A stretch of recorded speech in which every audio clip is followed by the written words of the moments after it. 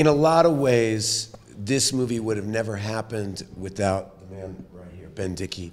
I've been a fan of his music for a long time and believed in him. And I've also been a fan of Blaze Foley. And one day, the idea just occurred to the two of us, like, hey man, could you act in a movie? Mostly occurred to you. Yeah. It all occurred to you. And Ben's like first answer was, heck yeah. And then the more you thought about it, the more real it got, the more he wasn't quite as sure. Are you sure about that? But it started around that. And I really remember our kids go to the same school, and we ran a theater company together, and I met you that fall, and I started pitching you the idea. I was like, I think we could make a gonzo indie country western opera.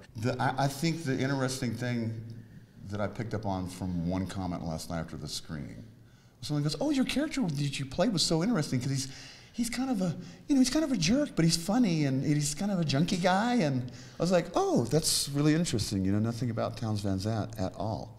Yeah. Most people but don't. It doesn't really matter, what any film's about. It's about the human experience that we all deal with. This just happens to be about some amazing people, and that includes Blaze, Townes, Sabine, and even the composite that is Josh.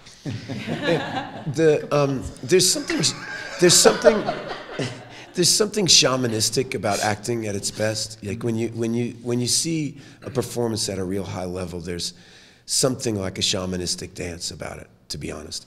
And for these two guys playing some people that were in a lot of pain, and for people that know a lot about the world, I think they will gain a lot from it. For people that don't, they'll have a different experience.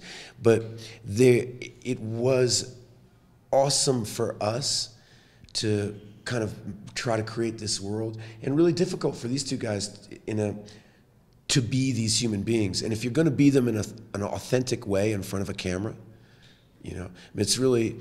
I remember one of my favorite actors was Phil Seymour Hoffman, and the thing he used to always say is, "I don't believe you. I don't believe you. I don't believe," I remember having friends that were directed by him, and I had acted with him, and do you believe that? Why does that smell so fake when you said that? But it was tough. But the camera hates a lie. And if you're going to get in front of it, it is something shamanistic that has to happen if you're going to play a very serious, substantive human being that people know of, and you're going to get in front of a camera and say, I'm going to reenact these moments. And it's a real challenge. And it was hard for all of us. But I'm really proud of it.